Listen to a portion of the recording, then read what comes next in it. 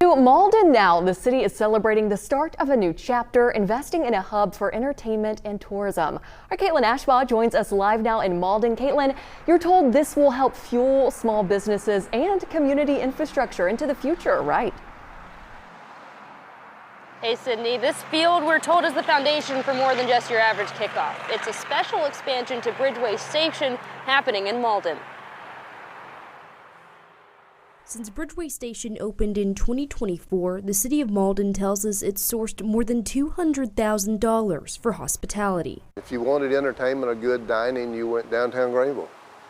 And we were losing potential revenue of millions of dollars with our people having to go somewhere else. It has to stay alive. Mayor Terry Merritt anticipates the population in Malden to grow by 6,000 people within the next 5 years. Now it's looking to fuel interest in the growing area with a 6,300-person stadium and live event venue. They're pouring the footers for the stands to sit on and things like that. They get all that done at that level, be able to get out of the way and put the fancy playing field in. The build will cost the city around $4 million, the state $10 million, and more than $13.5 million from Greenville Pro Soccer. And then that soccer stadium is going to bring a whole nother game for us. Business ownership is a first for Michelle Doug.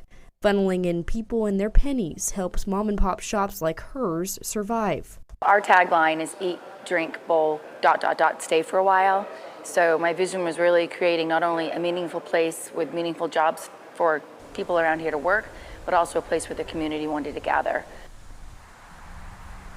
Caitlin, how does the city plan to address concerns that folks might have about parking and transportation and things like that?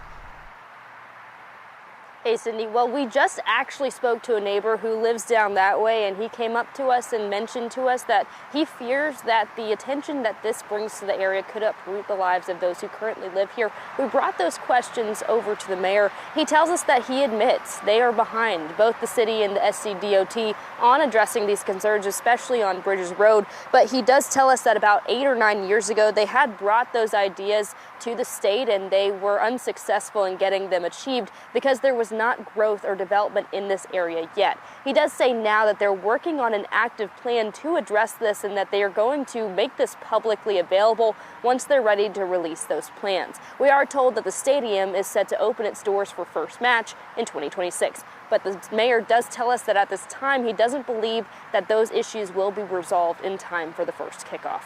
Reporting in Malden, Caitlin Ashbaugh, WYFF News 4.